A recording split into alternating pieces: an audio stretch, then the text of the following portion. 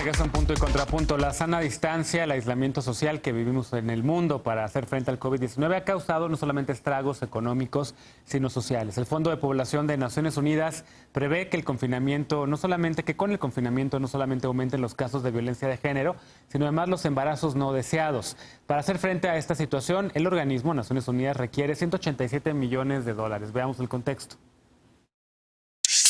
Los largos periodos de confinamiento implican graves consecuencias para las mujeres y las niñas en el mundo. Además de enfrentar un mayor riesgo a situaciones de violencia, padecen la restricción de su derecho de acceso a la salud. Según un estudio realizado por el Fondo de Población de las Naciones Unidas, conforme los sistemas de salud se saturan o son cerrados, se limita el acceso a los programas de planificación familiar. En 3 meses de confinamiento, el organismo prevé que 13 millones de mujeres no tendrán acceso a anticonceptivos modernos, lo que dará lugar a 325,000 embarazos no deseados. En un estudio realizado en colaboración con las universidades Johns Hopkins y Victoria, se calcula que 6 meses de aislamiento causarían que 47 millones de mujeres en 114 países de ingresos bajos y medianos no tendrían acceso a anticonceptivos y habría hasta 7 millones de embarazos no planificados. El escenario más grave se plantea a un año con 51 millones de mujeres sin acceso a anticonceptivos y 15 millones de embarazos no deseados. Esto sumado a la violencia, que incrementa 20% durante el aislamiento social, según el Fondo de Población de las Naciones Unidas.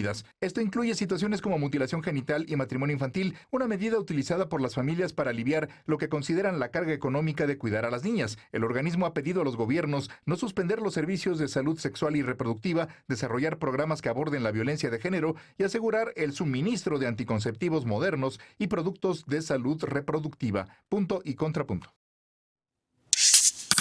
Bueno, seguimos discutiendo este tema de cómo afecta el COVID-19 en específico a las mujeres. Ahora queremos enfocarnos un poco más en el tema de salud sexual y salud reproductiva.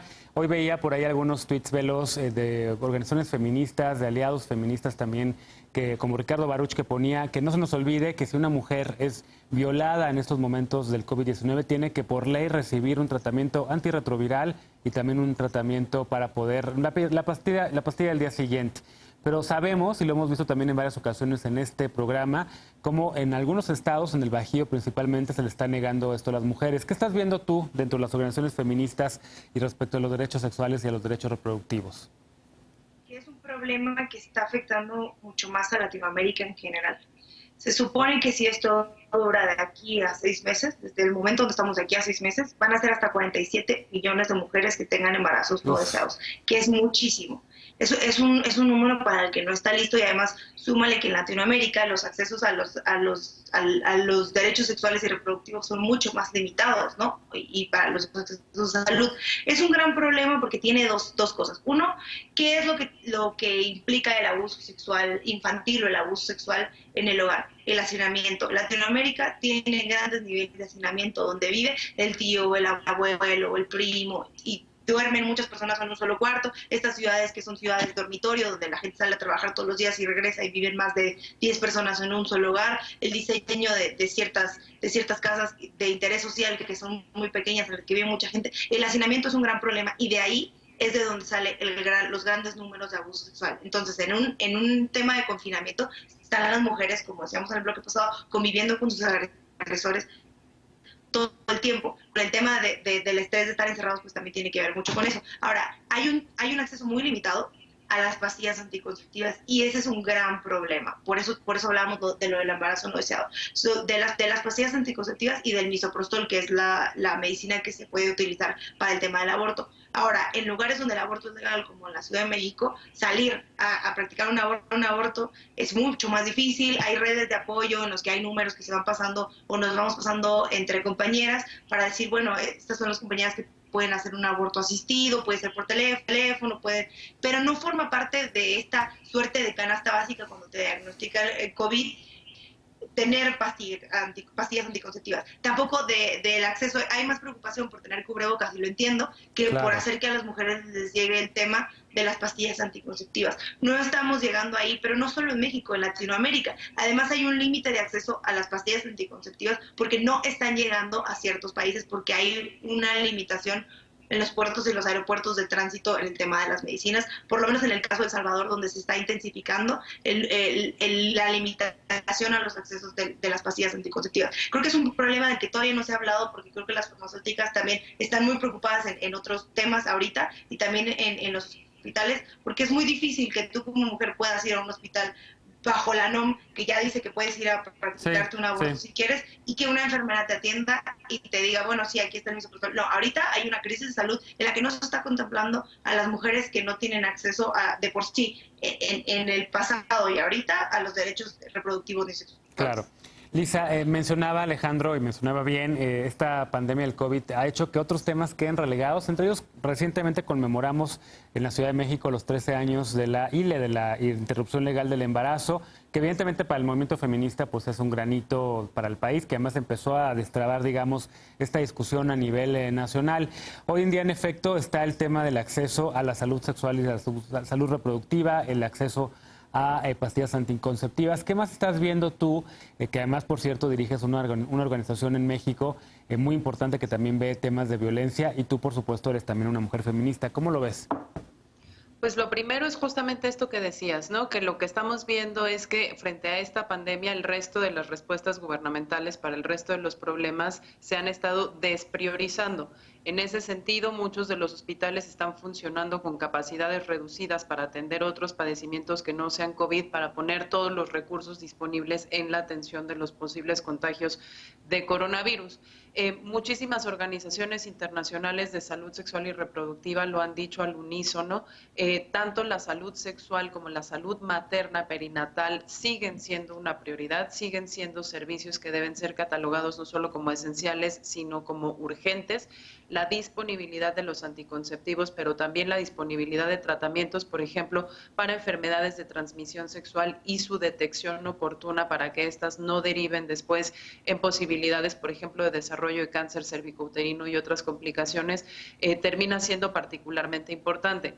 Estefanía decía una cosa que es muy importante, y es que quien está haciendo normalmente este acompañamiento en una época de COVID en donde los recursos, digamos, de las redes tradicionales de apoyo se están viendo mermados o se están reorientando, ¿no? Es importantísimo también hablar de los temas de financiamiento, que tanto los estados a nivel internacional, nacional y subnacional tienen que estar ejerciendo, como el posible financiamiento que se le puede estar otorgando a estas organizaciones de la sociedad civil, a estos movimientos feministas, a estas redes de apoyo, para que puedan seguir proveyendo tanto el acompañamiento como, por ejemplo, el resguardo de las mujeres que, una vez que deciden salir a arriesgar sus vidas, atenderse en los servicios de salud para hacerse un aborto o para dar a luz o para atenderse una enfermedad de transmisión sexual o para incluso proveerse de algo de salud materna durante el embarazo o el posparto, muchas veces lo que no tienen es dónde pernoctar, quién les cubra los gastos de transporte,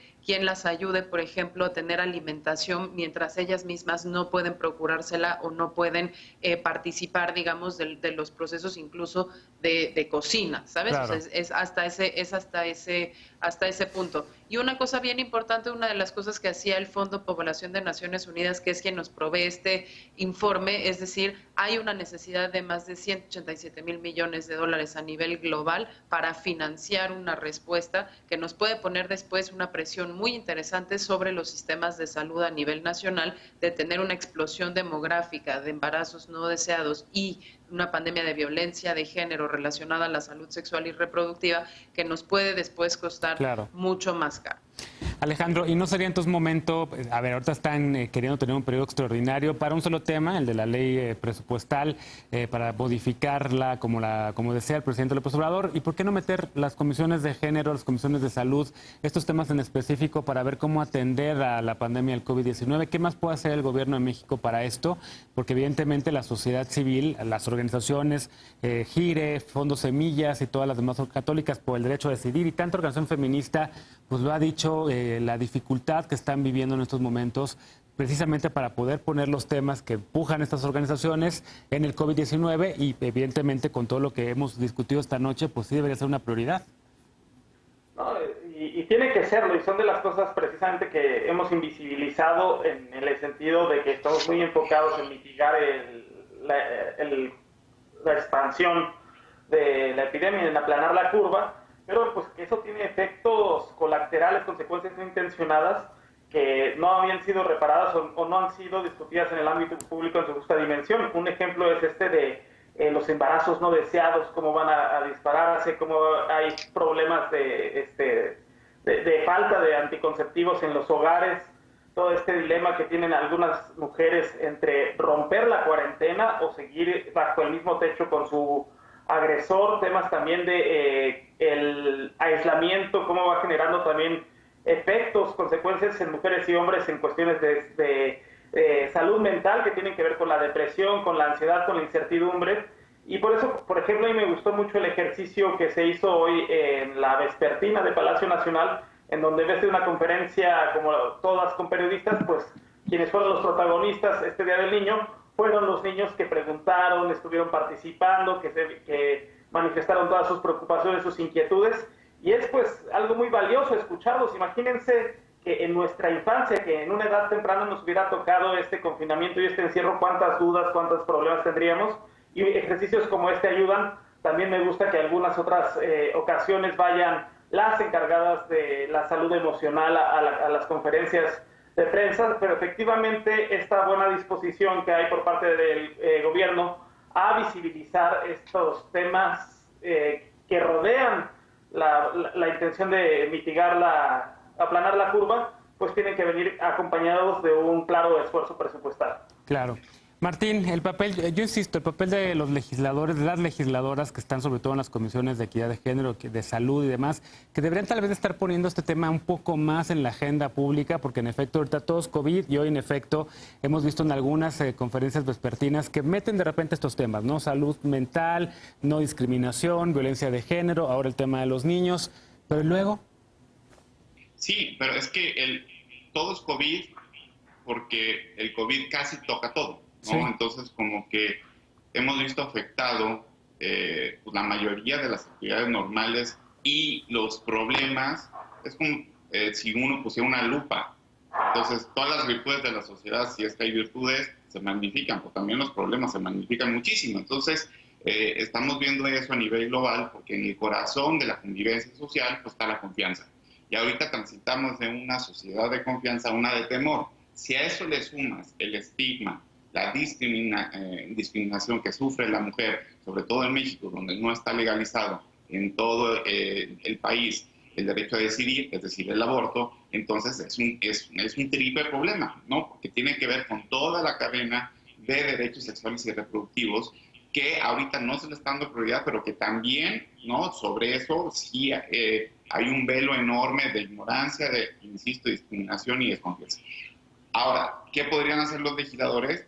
Pues su chamba, ¿no? Tener que decir, bueno, esto me está presentando un problema, lo está magnificando, ¿qué puedo hacer yo? No, a mí no me gusta que hagan muchas leyes, porque luego son leyes muy estúpidas, pero ¿qué recomendaciones pueden hacer de política pública? ¿Cómo pueden ser corresponsables de gobierno? ¿O cómo pueden ser un contrapeso? Pero no vemos ni uno ni lo otro, porque solamente el tema de la salud de COVID está absorbiendo todo. Pero si no empezamos a prepararnos para toda esa cadena que ya se está desatando, entonces van a ser crisis simultáneas que nadie va a poder parar. Y qué bueno que lo podamos decir en este tipo de programas, pero sí, y también qué bueno que el gobierno, eso sí, creo que se está enfocando en varias políticas públicas, pero necesitamos muchísimo más comunicación y entender que no todo es COVID. Claro. Y sin embargo, esto de que todo es COVID ahorita, Lisa, se va a quedar o llegó para quedarse seguramente a lo largo de este 2020, entre otros temas, y lo hemos platicado también, la regulación de cannabis, pues se fue hasta diciembre, pero no los temas que el presidente quiere y que está dando prioridad como este tema de la reforma a la ley de presupuesto. El tema de género otra vez, ¿qué deberían estar haciendo las legisladoras, los legisladores en el tema para poder atender esta pandemia y en específico para atender las necesidades y urgencias que tengan las mujeres en específico? Pues mira, no sé si el legislativo, pero el ejecutivo tiene varias posibilidades. El legislativo también. Una, por ejemplo, es la atención de las trabajadoras sexuales, ¿no? Que hablando de epidemias, que hablando de salud pública, que hablando también de trabajo precarizado o de posibilidades de subsistencia en épocas de pandemia, pues el trabajo sexual es uno que ha estado sumamente invisibilizado y hay colectivos que lo que están pidiendo es poder ser también partícipes de las ayudas sociales o de los programas de sustento mínimo para que puedan garantizar no solo la capacidad de poder seguir comprando despensas, pagando rentas y servicios, sino además también cuidando su propia salud, porque las trabajadoras sexuales también son mujeres que tienen titularidad de derechos y que tendríamos que estar viendo por ellas. Y otra que me parece súper interesante, que tiene una dimensión de género también impactante, es el tema de las mujeres buscadoras de las familias de desaparecidos. Salió esta semana, precisamente el día de hoy, una campaña que tiene que ver con